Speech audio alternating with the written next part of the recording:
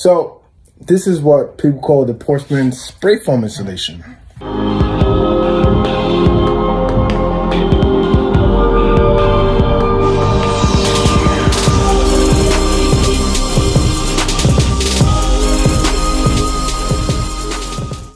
Don't forget, like, comment, and subscribe, and hit the notification icon. And I just made it cheaper. So I went to Home Depot and I saw this. And it's like, damn, I like saving. So I called the manager and said, hey, I need 5 pieces. And these were the last 5 pieces. They 4 feet by 8. And I told them, hey, I'm interested in buying these, but they are damaged. Can I get a discount? The gentleman was pretty nice and said, yeah, of course. Let me walk you to the register. And I got 50 to 75% per piece. Only 3 of them were damaged, but still got a discount. So next time, if you're at Home Depot and you see pieces that are damaged and you still gonna cut these pieces, or you could work around them, ask for a discount, because you might get your project even cheaper.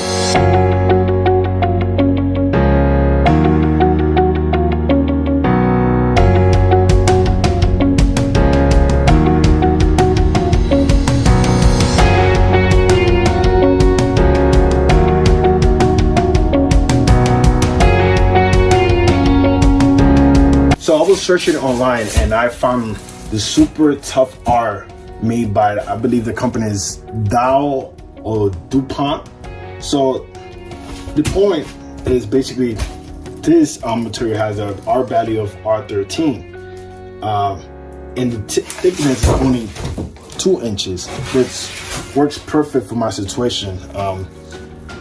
My structure are made of 2 inches thickness and this is 2 inches, so it works perfect. I'm using some fire block gray stuff. This is the foam insulation, and this is mainly for the electrical. This is fire rated, and then I'm also using the Big Gap gray stuff. So this part is very important. You're gonna leave space around the edges, and these spaces are gonna be refilled with the spray foam insulation. The reason why I'm doing this is because this is sealing off all the air gaps in here. You don't want cold air to come into your house, because that's the main reason you have loss of energy. So this step is very important. You have to leave these gaps and you have to refill it with spray foam insulation. And obviously, I'm not perfect. As you can see, my measurements are not that perfect, so you could cut a little small piece and do the same process and spray foam the edges. As you can see, I did it here and there. It's not a big deal. You're still sealing off everything with your spray foam insulation, and that's very important. I also want to point out that I'm not a licensed contractor, and all the things I'm doing right now is based on the research I have made because I'm renovating my house. I'm not a professional, and I'm doing this in my house. Okay, I'm just a jack of all trades, but I'm not a professional. I just know a little bit of many things. But I do want to point out that I've been around the construction industry for a while, so I have seen a few things. Let me just put it that way.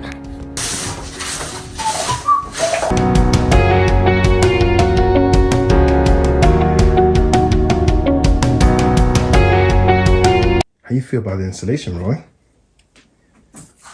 Do you feel warmer? Do you feel warmer? It's working! It's working! It's warmer, it's warmer, it's warmer, it's warmer, it's warmer, it's warmer, it's warmer, it's warmer, it's warmer, it's warmer, it's warmer. It's warmer. Stop. You gotta go back to work. Are you ready to work? Are you ready to work?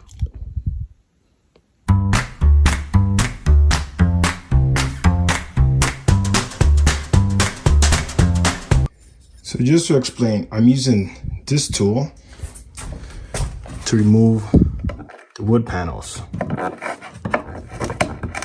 And I'm trying to just get back here and just push it or pull it. And that's how I'm removing the panels. I have to do this in order for me to be able to put insulation. Duh. All right, so let me explain you why I'm changing this. So you can see there, this is the R7 value. What I'm putting is the R13, which should be a better insulation because it has a higher R value. And also I previously explained the fact that I'm putting spray insulation, spray foam insulation on the corners to airtight the insulation. But you can see this seems to be already time to change it. Plus, improving the R value, that's definitely a plus. Also, when you're dealing with these insulations, these are fiberglass. Wear a glove. Well, this glove definitely has seen better days, but hey, you get the point.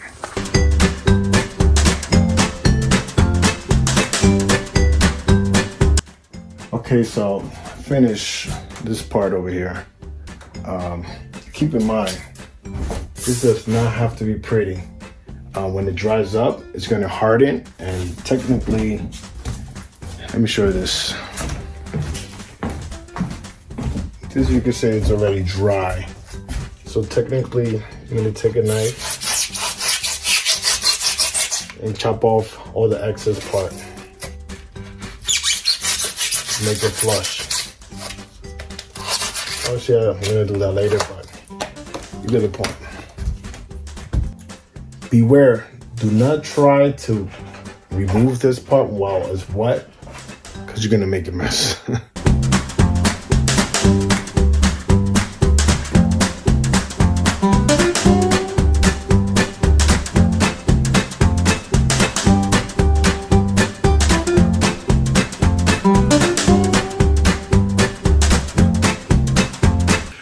Good morning. So I couldn't finish my installation project last night, and today is a brand new day full of energy, and we are about to continue. I left off. Technically, I did all this bottom portion. I'm missing the top portion here, and I'm going to be removing all the panels and also the corner. And obviously, Roy is feeling lazy today. No energy, right, boy? You worked hard yesterday, right? That's right. So, stay tuned.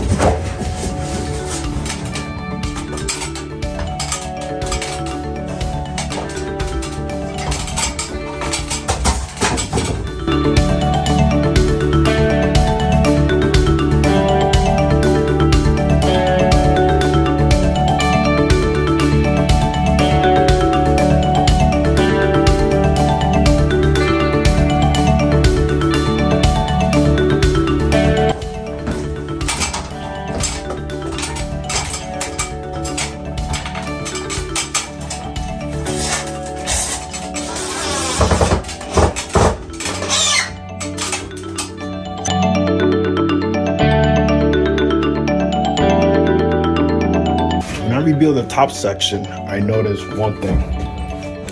Let me show you.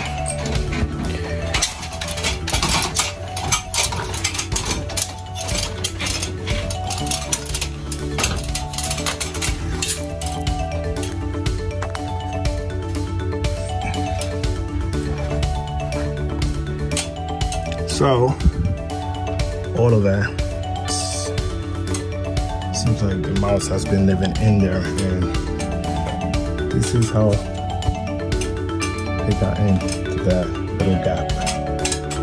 So what I'm gonna do, I'm gonna put a piece of metal in there. I'm gonna screw it in. That way, they will not chew through metal for sure. And obviously, remove all this old insulation.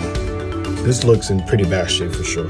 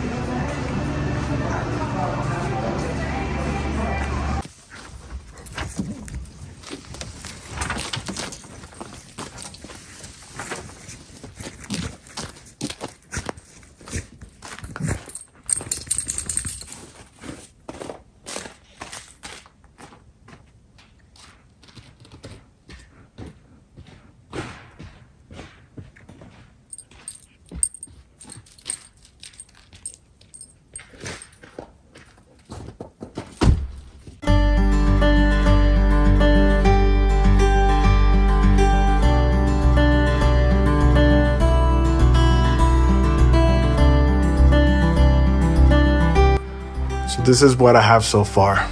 I'm only missing this portion from this corner and that corner as well. So as you can see right now, I'm adding this 2x1 or 1x2. The reason why I'm doing that is for the insulation to sit flush. This actually extends a little further, which is a good thing. That will give the insulation some space, and I don't have to squeeze everything in, which you don't want to squeeze this insulation. For me, it's more important to have proper insulation and to save energy rather than lose 1 inch.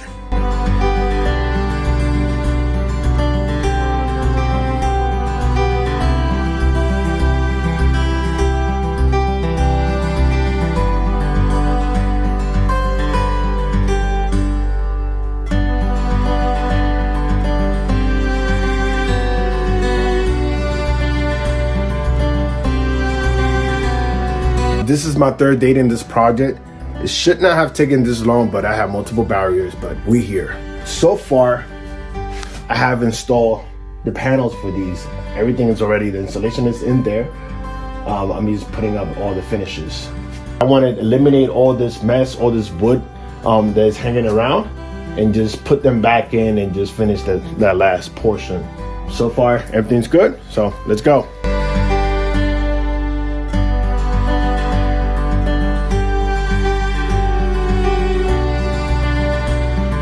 So there's 2 different type of wood I'm using.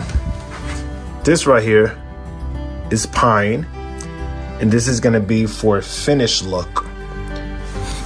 This right here, it's not gonna be finished. This is gonna be hidden by the wood panels. This will be exposed. So I'm gonna throw a walnut finish so it can blend with the original wood, and it's gonna look like nothing ever happened. I forgot. I haven't had my morning coffee.